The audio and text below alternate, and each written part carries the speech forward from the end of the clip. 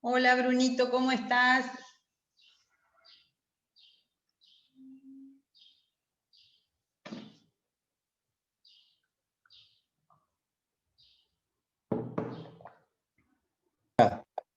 Soy yo. Decía Brunito, y estaba la foto de Bruno. La foto de Bruno y aparezco yo. ¿Qué va a hacer? ¿Cómo andas, Mariano?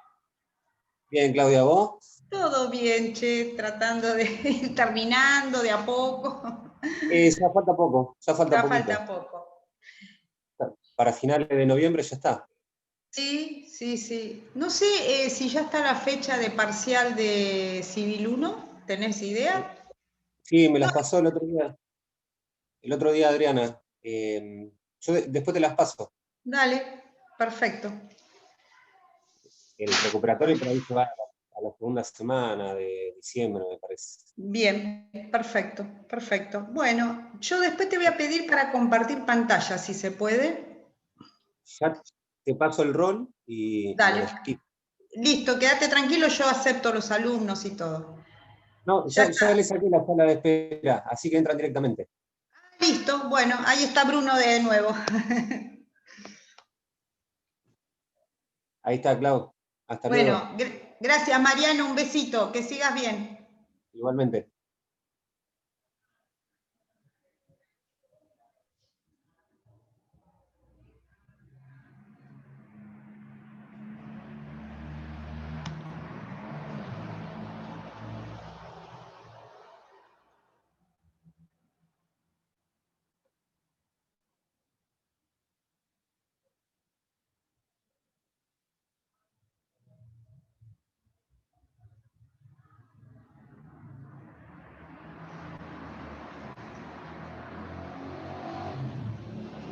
Bueno, escuchan bien, esperamos 2 minutitos y comenzamos.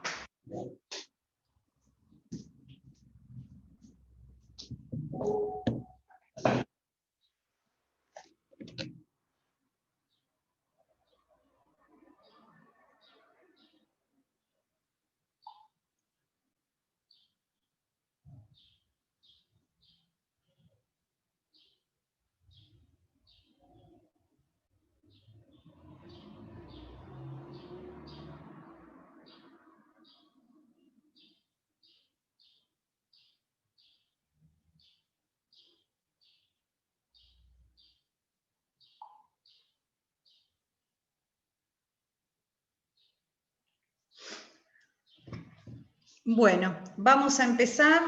A ver, Lautaro, ¿escucha bien? Sí, se escucha bien. Muy bien, empezamos entonces con la unidad de bienes. Si no me equivoco, creo que es la unidad, a ver, 16 o 17.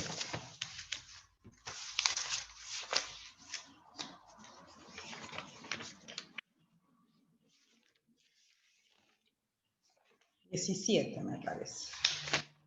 Sí, el objeto de la relación jurídica.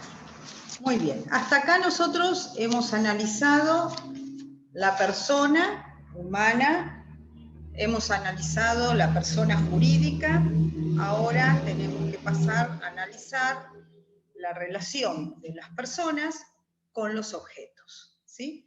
Entonces, cada situación diferente vamos a analizarla desde una perspectiva que este código vigente, que para nosotros es nuevo,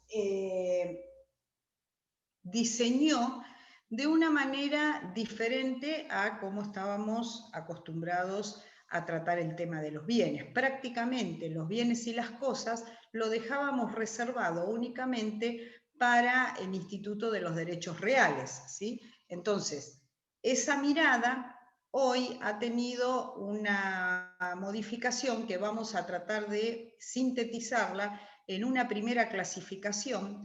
En este Power, que ya creo que está subido, si no lo subo hoy, tiene algunas tareas para hacer en algunas placas, algunos ejercicios prácticos que lo pueden resolver fácilmente, o lo resolvemos la próxima clase, o les queda a ustedes como práctica para la evaluación. Muy bien. Este nuevo diseño respecto a la perspectiva de los bienes con respecto a las personas, vamos a analizarla desde el comienzo mismo del articulado del código, es decir, desde el título preliminar. Nosotros en el título preliminar vamos a notar, vamos a advertir que al menos 5 artículos de los 18 artículos del título preliminar tratan el tema de los bienes. Este tema lo vamos a su vez a subdividir en 3 categorías. Estas categorías no están acá en el Power, así que si quieren pueden ir tomando nota para que les quede al momento de repasar. Las 3 categorías son bienes de los particulares. Ese es el tradicional derecho de los derechos reales sobre las cosas, bienes de los particulares. Bienes colectivos, y esta es una dimensión que no tiene, digamos, no pasa desapercibido, es trascendental. ¿Por qué? Porque cuando yo voy a hacer conjugar los bienes colectivos con los bienes particulares, ahí vamos a ver que hay algunos puntos donde entran en contacto y hasta en algunas ocasiones en conflicto. Entonces, bienes de los particulares, bienes colectivos y bienes de las comunidades originarias. Si tienen el código a mano, voy a ir eligiendo algunos participantes para que vayamos compartiendo estos artículos que cuando los leen parecen sencillos, cortos, pero que tienen una importancia fundamental. ¿Por qué? Porque este código es un código de principios. Entonces, dicho por los propios elaboradores de este código, ¿no es cierto? Entre ellos Kemelmacher de Carlucci, la doctora siempre menciona que este es un código de principios. Por lo tanto, estos principios que están contenidos en el título preliminar, luego a mí me van a iluminar cada uno de los distintos institutos a lo largo de todo el Código Civil y Comercial. Entonces, esta mirada de los bienes es muy importante en cuanto a la introducción de principios, no solo de tipo éticos, sino también principios que ya estaban contenidos digamos, en los tratados internacionales a nivel internacional y que fue incorporado en la normativa interna como para poder dar cabida a estos derechos que inclusive en América Latina han avanzado mucho más, y entre ellos vamos a mencionar el la Constitución de Ecuador, modificada recientemente, es decir, en el año 2017 o 18, donde directamente se señala a la naturaleza como sujeto de derecho.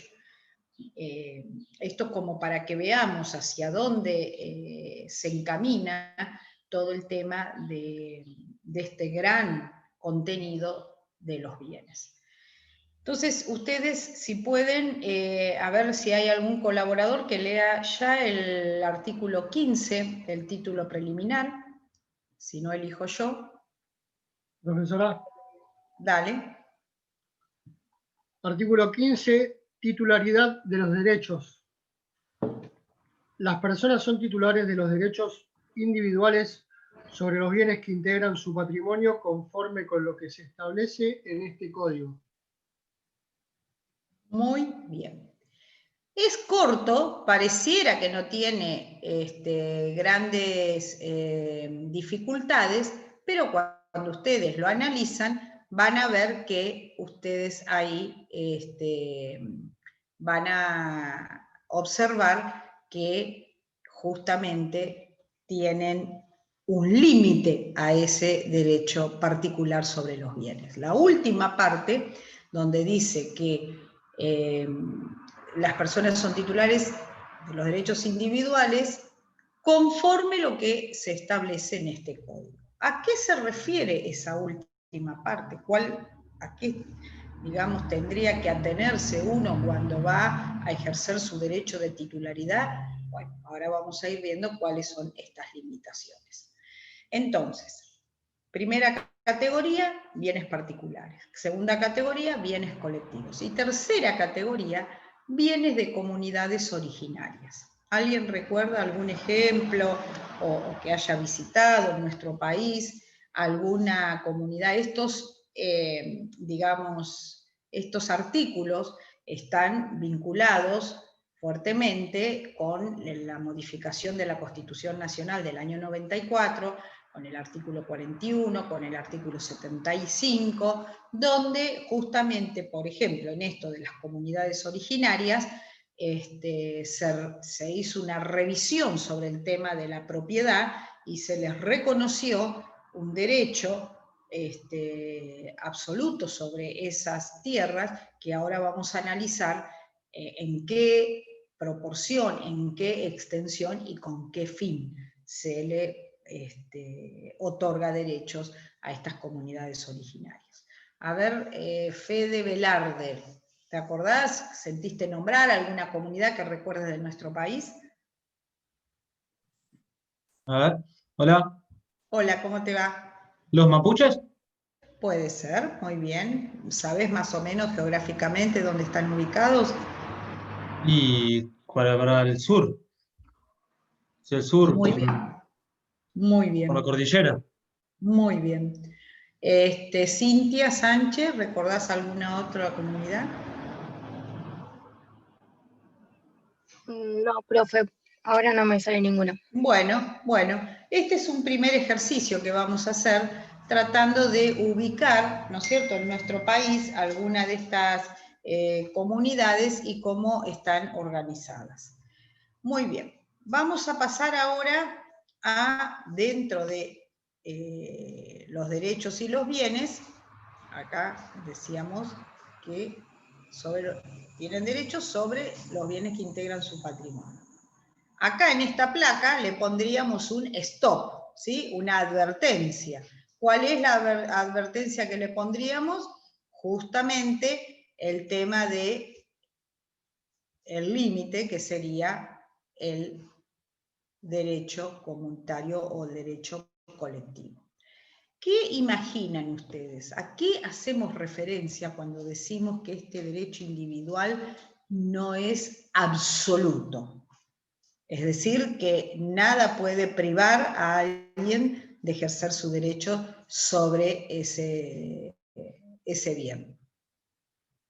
Piensen, vamos a parar 2 minutitos para ver si vamos entendiendo por dónde va la cosa. A ver, un ejemplo.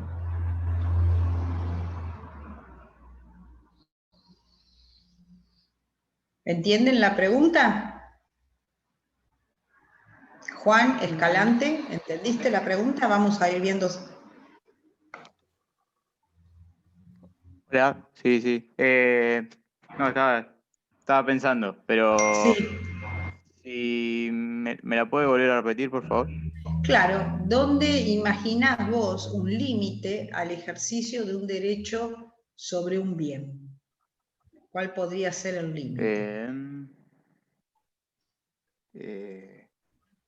Límite. A ver. Vamos. Una vivienda, un automóvil, no sé, no entiendo bien la A ver, pregunta. bueno, no importa, justamente para eso. Un límite al Al ejercicio ejercicio del derecho sobre tu bien. Vamos a suponer que te compraste un campo y Está bien. estás feliz, ¿no? ¿Qué te encontrás? Con la sorpresa de que tenés una vertiente de agua. Muy bien, porque este es justamente uno de los temas que cuando veamos bienes de los particulares lo tratan en específico. Muy bien, esa vertiente de agua vos la vas a utilizar y el límite estaría en cómo vas a utilizar esa vertiente de agua, hasta dónde llega, ¿sí? ¿Qué podés realizar? ¿Qué no podés realizar? ¿Qué te imaginás vos que podría ser un límite? Y un límite sería no corromper con la naturaleza de esa... no sé cómo explicarlo, no... Por ejemplo, vos decís, bueno, voy a poner... Sí, sí. Claro, voy a poner una fábrica de acero, donde trabajo con ácidos X, tampoco sé mucho, ¿no? Sí. Y bueno, los desperdicios de la producción industrial los voy a tirar directamente a este curso de agua que pasa por mi campo. ¿Qué verías ahí? ¿Qué te haría ruido? Claro que, como habíamos visto, como habíamos dicho ya, que el derecho de esa persona que estaría tirando esos residuos tóxicos al agua, Sí. implicaría, bueno, no me sale explicarlo, con un Sí, derecho al desarrollo del ambiente natural, podríamos decir que exacto. la naturaleza, o sea, estaría corrompiendo con ese derecho de que tenemos todos de vivir en un ambiente sano, podría ser, Bien, ¿no? puede ser, perfecto. No está mal. ¿Por qué les pongo este ejemplo y me detengo un poquito? Como nosotros dijimos que hay tres categorías, bienes colectivos, bienes particulares y bienes de las comunidades originarias, el límite entre los bienes particulares es justamente el derecho a los bienes colectivos. Si el curso de agua va a, como la palabra lo dice, a transitar por más de un lugar y posiblemente ese agua en algún momento sea bebible o sea para riego o el uso que se le dé, si vos vas a contaminar esa napa, por más que esa vertiente esté en tu predio y vos seas el titular de ese predio, no podrías contaminarlo. ¿Se va entendiendo cuál es el límite? ¿A qué nos referimos cuando el derecho individual no es absoluto, sino que podría tener alguna limitación y confronta con esto de los bienes colectivos? Perdón, Vuelvo a insistir. Sí. Perdón, profesor, ¿es un límite al derecho de propiedad? Es un límite al derecho de propiedad, exactamente. Exactamente. ¿Y por qué esto fue tan importante, o por lo menos lo tenemos que analizar, y los que somos viejos, hacernos nuevamente el diseño de cómo funcionan estos derechos? Porque para el derecho romano, el derecho de propiedad era un derecho tan absoluto, a tal punto que, por ejemplo, si la propiedad se basaba en un predio, en un inmueble, decían que el propietario era dueño desde el infierno hasta el cielo. Con esa frase se quería ilustrar de que no había nada que pudiera disminuir, molestar, confrontar con ese derecho individual. Hoy ese concepto tan fuerte sobre la individualidad ha cambiado y el límite es este, ¿sí? ¿Hasta ahí vamos comprendiendo? Vamos ahora a la diferenciación que hace el artículo 16 sobre bienes y cosas. Bienes es como si fuera la gran categoría. Dentro de los bienes vamos a tener cosas.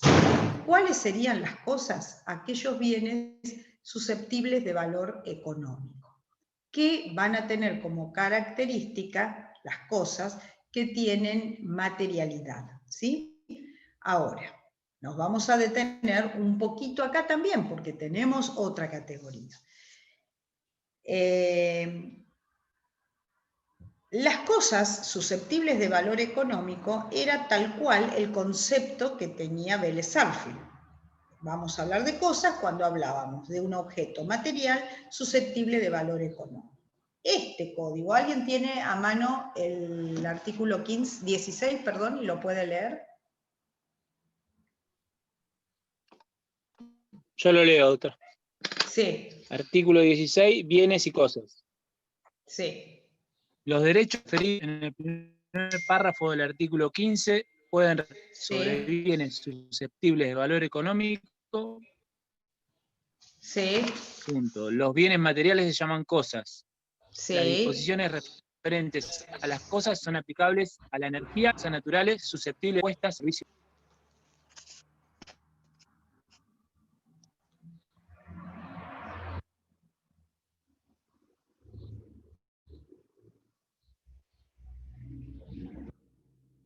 No sé si ustedes me escuchan o se le escuchó, o se le cortó a... No, yo tengo poca señal, doctora, disculpe. Creo que se le cortó al compañero. Bueno. Está bien, muchísimas gracias. Entonces, susceptibles de apreciación económica. Ay, perdón, se me fue las placas. Vamos.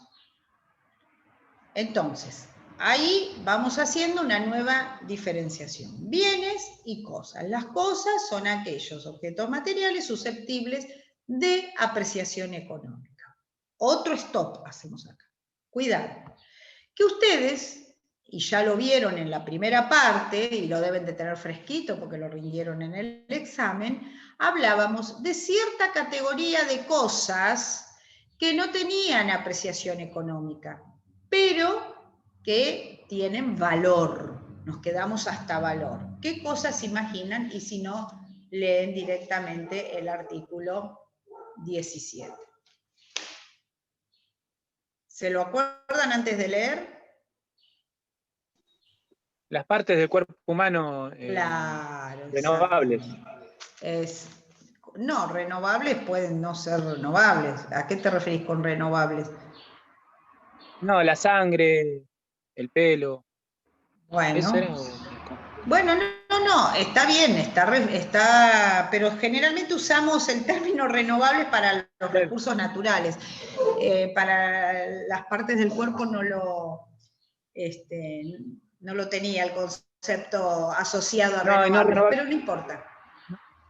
No, porque leí una noticia de las partes no renovables, como por ejemplo un riñón, que en otros países está permitida la compra-venta de partes del cuerpo humano no renovables. Justo leí, creo que es en Irán o en Irak, hace poquito la noticia. Partes que tienen la capacidad de regenerarse. Bien. Bueno, está excelente lo que dicen, porque eso me ganaron de mano. Porque por eso yo decía, este artículo 17, en nuestro país, nuestra legislación, habla de las partes del cuerpo humano que solamente pueden ser utilizadas, sin valor comercial, ¿no es cierto? Para algo terapéutico, científico, social, pero no humanitario, pero nunca unido a la comercialización. A diferencia de otras legislaciones, como ustedes en este momento lo están señalando. Perfecto. Ahí entonces tenemos otro principio rector. Entonces vamos a tener cosas que no son de las cosas susceptibles de apreciación pecuniaria. ¿Se comprende? Y finalmente, ¿quién puede leer el 18 respecto a los bienes de las comunidades originarias? Yo lo puedo leer. Dale, gracias. Artículo 18. Derechos de las comunidades indígenas. Las comunidades indígenas reconocidas tienen derecho a la posesión y propiedad comunitaria de las tierras que tradicionalmente ocupan y de aquellas otras aptas y suficientes para el desarrollo humano, según lo establezca la ley, de conformidad con lo dispuesto por el artículo 75, inciso 17 de la Constitución Nacional. Perfecto, muy bien. Entonces, ahí tenemos esta tercera categoría y toda la amplitud que se le dio en el artículo para que queden comprendidos no solo el territorio, sino también elementos que hacen a la vida de esas comunidades, respetando su cultura, tradición, historia, etc. Muy bien, ahora vamos a empezar esta placa. ¿Sí? ¿Puedo hacer una pregunta? Sí. Porque tiene el detalle acá que las comunidades indígenas, según el código, tienen que estar reconocidas. Sí. Tienen esa palabrita. Sí. ¿Qué tienen que hacer para estar reconocidas? Tendrán que demostrar justamente esos antecedentes históricos, culturales, tanto, por ejemplo, si estamos en Salta, va a ser indudable aquellas comunidades wichis que tengan relación con los descubrimientos arqueológicos. Si vamos a Formosa y tenemos las comunidades tobas, no vamos a dudar respecto a esas tradiciones que han sido mantenidas durante siglos, ¿no es cierto? Y hay una autoridad que tiene que reconocerlo. Exactamente, a nivel nacional deben estar inscritos con esas categorías. Muy Perfecto. bien. ¿Entienden? Si no, cualquiera podría decir, bueno, yo soy una comunidad, entonces requiero todos esos derechos que tendría una comunidad originaria. No, no es así. Bueno, entonces ahora que tenemos las tres categorías, vamos a pasar, recordamos entonces que lo que quedaría entonces incluido en lo que son cosas, la energía y las fuerzas susceptibles de ser puestas al servicio del hombre. Muy bien, hasta ahí vamos bien. Vamos ahora a empezar con las clasificaciones de las cosas.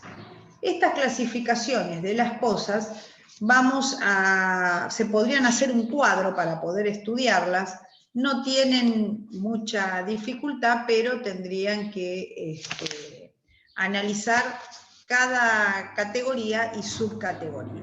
Vamos a empezar con las cosas materiales y vamos a tener la primera clasificación, perdón, a ver, si me salté una, acá, entonces, los bienes materiales, ya sabemos, se llaman cosas.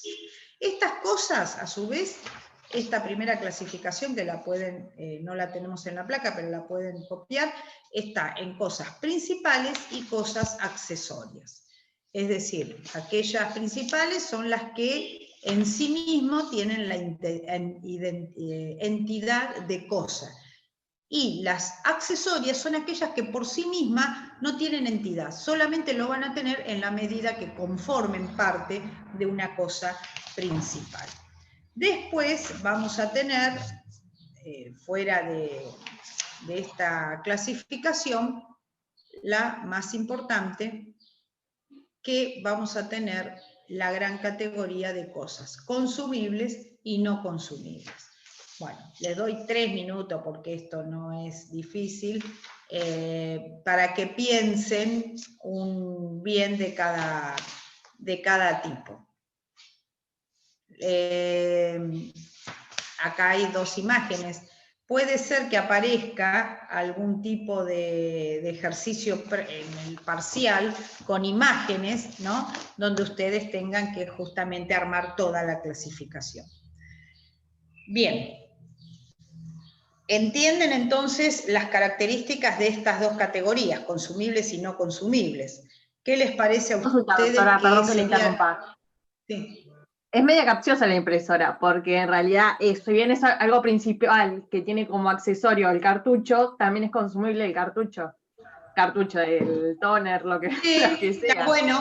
está bueno, ahí está muy bien. Entonces, ahí tendríamos que hacer la diferenciación. La impresora en sí misma, que sería no consumible, porque si no sería muy caro si cada vez que imprimimos la teníamos. Y los elementos que se utilizan serían consumibles. Está perfecto. Porque si no... Lo accesorio. Claro, lo accesorio es consumible. Porque si no, la imagen de la derecha pareciera que lo único que nos suena como consumibles serían los productos alimenticios. Pero está bueno tu ejemplo, porque ahí tenemos un típico ejemplo de algo consumible que es accesorio consumible y que en la mayoría de los casos no es reutilizable, ¿no es cierto? Muy bien. Vamos a otra categoría. Una de las más importantes, porque esta tiene importancia tanto para el derecho como para el movimiento mercantil o económico, que son los muebles y los inmuebles, ¿sí? Entonces, ahí tienen un ejercicio, ¿ven? 5 minutos, defina las diferencias y mencione 3 ejemplos de cada uno. No nos vamos a tomar 5, tómense 2 minutos y vamos a ver cuáles son las diferencias que ustedes ven más importantes entre una categoría y otra.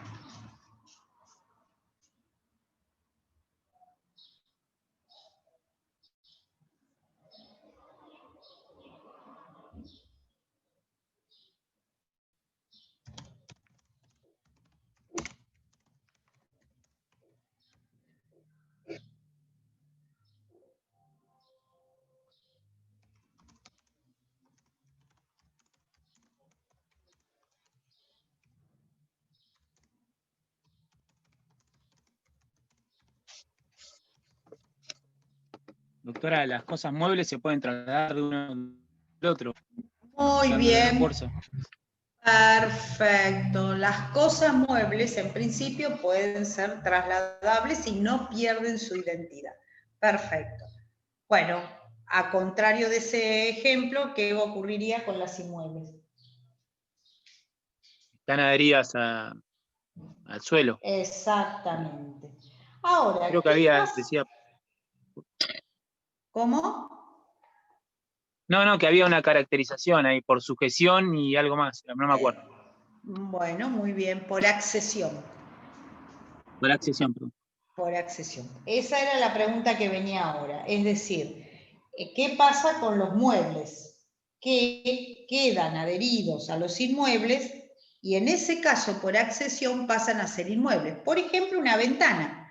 Cuando la tenemos en forma independiente es un mueble, pero que una vez que se incorpora a un inmueble, pasa a ser un todo con el inmueble. Entonces, su categoría muta de una a otra, ¿sí?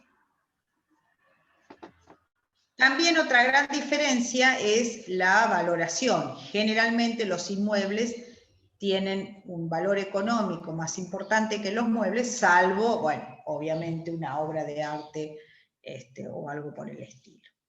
Acá tenemos la categoría que decía, ¿quién era que habló recién? ¿Quién habló recién? Valentín, doctor. Valentín, muy bien. Valentín. Muy bien, Valentín. Inmuebles por naturaleza e inmuebles por accesión. Los inmuebles por naturaleza son los edificios, las casas, los lotes. Por accesión serían esta categoría que estábamos mencionando recientemente. Una antena va a tener valor por sí mismo y en el caso de que sea instalada en la parte alta de un edificio, ahí ya pasa a tener categoría de inmueble. Muy bien. Otra categoría de las consumibles, no consumibles, ahora vamos a ver las fungibles y no fungibles. Esto es también es una categoría muy importante para el derecho, después lo van a profundizar en el derecho de las obligaciones, con respecto a las obligaciones inclusive de género, donde las fungibles son aquellas que siempre van a tener un equivalente de su género en otra, idéntica. Mientras que las no fungibles son aquellas que son únicas en su especie. Por ejemplo, si nosotros miramos esta placa, fíjense que son muebles. Los muebles en general son fungibles, pero si vemos detenidamente, en este caso vamos a tener muebles de estilo, puertas con vitró, aparentemente una obra de arte como adorno de la mesa, un cuadro, bueno. Entonces, ¿qué es lo que a mí me distingue una categoría de otra? Justamente la identificación con otros de su misma categoría o las propiedades de ser únicos en su especie. ¿Se comprende? Bien. Yo acá había leído un ejemplo, el caballo de carrera, ¿puede ser como ejemplo? Puede ser. Claro, exacto, muy bien. Una cosa es un caballo, dicho así en forma general, donde vamos a tener otros de su misma especie, o si nombramos el caballo Felipe, que corre carrera y tiene tal linaje, etc. ¿Sí? Este tipo de ejercicios, vuelvo a insistir, practíquenlos, porque en esta placa es sencilla, porque podríamos advertir en la mayoría de los elementos que nosotros podemos observar que pertenecerían a la categoría de no fungible por ser de estilo.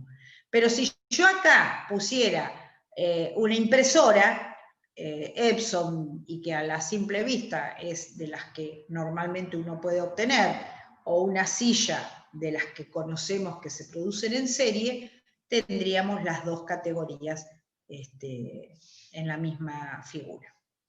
Otra categoría, los bienes divisibles e indivisibles. Los bienes divisibles son aquellos que justamente al poder separarse no pierden identidad ni categoría en sí misma. Los indivisibles son aquellos que al dividirse, pierden la identidad, pierden esa valoración económica. Entonces, las cosas divisibles son aquellas que... Oh, ¿qué pasó?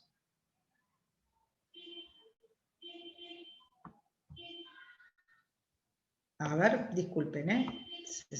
Ahí está. Las cosas... ¿Ahí lo pueden ver?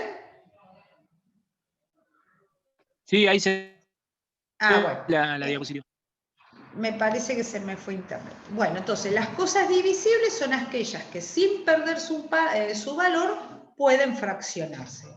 Lo contrario ocurre, por supuesto, con las indivisibles, ¿no? Por ejemplo, una obra de arte. Ahora, un ejemplo que se me ocurrió en la anterior clase es, ¿qué ocurre si en una obra de arte estuviera compuesta por bienes, o por cosas, mejor dicho, que en sí mismas podrían tener identidad? Y pensando, se nos ocurrió la obra de Minujín, cuando se inauguró Museo del Mar, no sé si recuerdan, una de las obras de arte era, para quienes no tenemos exquisitez en la visualización de un arte, eran colchones apilados, ¿sí? Cada colchón tiene una individualidad, pero formando parte de esa obra, entonces dejaría de ser divisible para pasar a ser indivisible. ¿Se entiende? Entonces, de acuerdo a la función que le demos, puede tener un bien, una categoría u otra categoría. Bueno, ahora el próximo artículo, los dos artículos que tendrían que tener a la vista es el 238 y 237, que son dos categorías importantes, que son los bienes y cosas del Estado y bienes y cosas de los particulares. Leemos estos dos artículos, por favor. En los artículos tienen como un listado taxativo, especialmente con respecto a los bienes del Estado. ¿Por qué? Porque justamente al tener individualizados cuáles son los bienes que corresponden al Estado, nosotros podemos decir, bueno, a partir de estos bienes del Estado, el resto son bienes de los particulares. Entonces, en el artículo, 235, tenemos este listado, que son los bienes pertenecientes al dominio público. Entonces, el Estado va a tener bienes de dominio público. ¿Cuáles son? Aquellos designados por ley. Ustedes van a ver que tienen hasta la letra H todo un listado puntualmente de cuáles son esos bienes. Después pueden tener bienes del Estado, pero de dominio privado. Es decir, cosas que el Estado es propietario, pero equivalente en su derecho con la cosa a lo de un particular. Es un dominio privado del Estado. Y después tenemos los bienes privados de los particulares. Entonces, si alguien anotan el 235,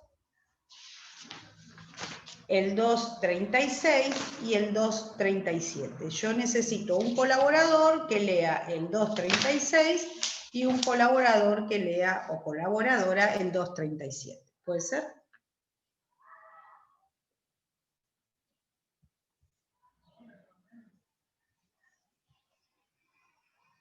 A ver, Camila.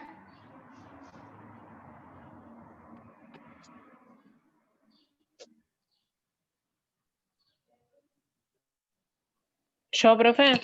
Dale, por favor. Dale. El 236 leo entonces. Dale. Viene del dominio privado del Estado. Pertenecen Sí. al Estado nacional, provincial o municipal, sin perjuicio de lo dispuesto en leyes especiales. 2 puntos. A. Los inmuebles que carecen de dueño. B. Las minas de oro, plata, cobre, piedras preciosas, sustancias fósiles y toda otra de interés similar, según lo normado por el Código de Minería. C. Los lagos no navegables que carecen de dueño. D. Las cosas muebles de dueño desconocido que no sean abandonadas, excepto los tesoros. E. Los bienes adquiridos por el Estado nacional, provincial o municipal por cualquier título. Perfecto. Acá les estoy poniendo en el chat, que no están en las placas, las categorías. ¿Las pueden ver? Las 2 categorías más importantes, los bienes del Estado y los bienes de los particulares, ¿sí? Esa sería la gran categoría. Y luego tenemos, dentro de los bienes del Estado, los bienes de dominio público y los bienes de dominio privado, ¿sí? Serían subcategorías. ¿Comprendieron eso? ¿Hasta ahí? Sí, se entendió. Bien. Piensen 2 minutos y me dan un ejemplo de bien del Estado de dominio público y un bien del Estado de dominio privado.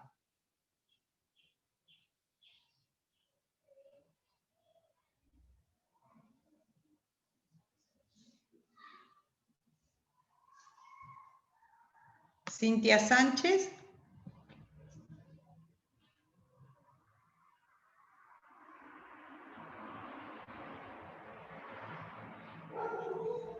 Bien, público, Sí, puede ser un hospital. sí, puede ser. Ay.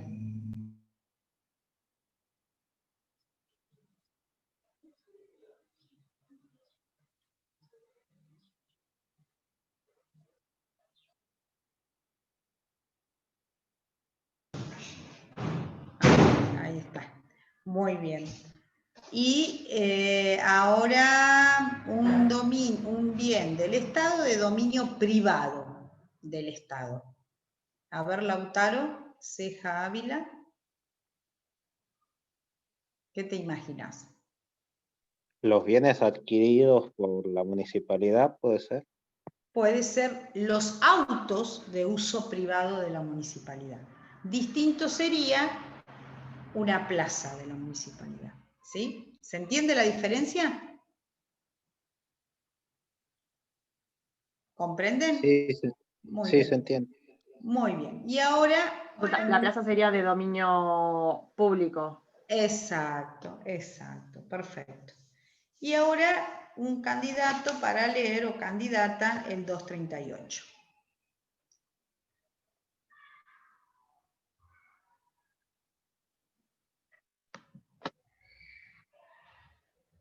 Bueno, yo lo leo, doctor. Dale. Bienes de los particulares. Muy bien. Los bienes que no son del Estado nacional, provincial, de la Ciudad Autónoma de Buenos Aires o municipal, son bienes de los particulares sin distinción de las personas que tengan derechos sobre ellos, salvos aquellas establecidas por leyes especiales. Muy bien.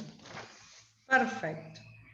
Y un claro ejemplo de limitación a este derecho de los particulares sobre los bienes, lo vemos en el artículo 239, que es el artículo sobre el agua.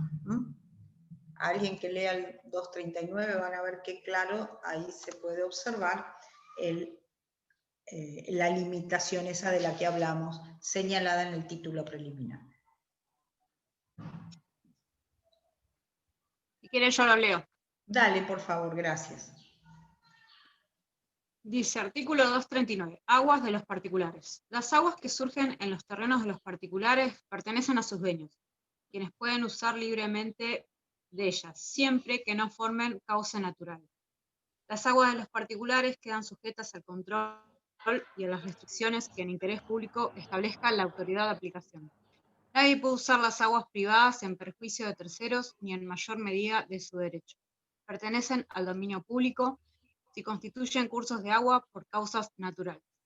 Los particulares no deben alterar esos cursos de agua. El uso de cualquier título de aguas públicas u obras construidas para utilidad o comodidad común no les hace perder el carácter de bienes públicos del Estado inalienables e imprescriptibles. El hecho de correr los cursos de agua por los terrenos inferiores no da a los dueños de estos derecho alguno. Muy bien, muchísimas gracias. Bueno, vamos a hacer un comentario en el territorio donde vivimos nosotros. Nosotros vivimos en un municipio que a su vez pertenece a una provincia, en este caso Pueyrredón, que pertenece a la provincia de Buenos Aires. ¿Cuál es la autoridad de control y aplicación a los efectos de justamente el uso de estas aguas particulares? ADA. Se escribe, es una sigla, ¿no? Autoridad del Agua. Así se llama en la provincia de Buenos Aires. Este organismo, entonces, ¿qué función va a tener? Justamente el poder de policía sobre el uso conforme a este artículo 239. ¿Sí? Es decir, ¿qué pauta nos da este artículo? Reforzamos lo que dijimos al comienzo. Ese derecho privado no es absoluto. Tiene limitaciones. ¿Cuáles son las limitaciones? El poder de policía, ¿cuándo? ¿Cuándo va a ser el stop? Justamente cuando ese uso pudiera perjudicar un bien colectivo. Bueno, hasta acá entonces llegamos y completamos esta unidad. ¿Tienen alguna duda? Salimos de la pantalla. Perdón. No me quedó del todo claro los bienes del Estado de dominio privado. Los de dominio privado son aquellos que el Estado utiliza justamente para poder ejercer su gestión. Esto es, una cosa es la plaza Mitre o la plaza, etcétera, ¿no es cierto? Eso es de toda la comunidad y el uso es comunitario. Distinto es, por ejemplo, el mobiliario que existe dentro de la municipalidad. En ese caso, esos muebles son de dominio privado de la municipalidad. No quiere decir que cualquier ciudadano puede ir y sentarse como lo hace en el banco de una plaza, ¿no? ¿Se entiende ahí? Bien. Perfecto, e intervienen esos bienes con el resto de los bienes de los particulares con las mismas condiciones. Si en vez de hablar de un mueble estuviéramos hablando de un automotor perteneciente o de dominio privado de la municipalidad, ese automotor va a tener que tener todos los mismos requisitos que un particular que circule en un vehículo. Es decir, por ejemplo, un seguro contra terceros. ¿Sí? Los bienes concesionados por el Estado a particulares no tienen nada que ver con esto. No, esos son bienes públicos a los cuales a través de una licitación se ofrece como licitaciones para una concesión. Perfecto, gracias. ¿Qué sería? ¿De dominio público, de uso privado, el ejemplo? ¿En cuál? En este que dijo con el compañero. No, claro, sería de dominio La concesión. público con una administración y uso privado a cambio, por ejemplo, de un canon, ¿no? Una ¿Puede ser la comisaría playa, es el de balneario? dominio público. ¿Cómo? No, la playa, los balnearios en la playa, ¿puede ser? Claro, Que es exactamente. de Exactamente. dominio público y uso privado. Exactamente. Listo, me queda claro ahí con el ejemplo. Claro, y la comisaría también. Perfecto. Muy bien. Bueno, muy bien. Nos vemos el jueves que viene. Que les vaya bien. Adiós. Chao, doctora. Adiós.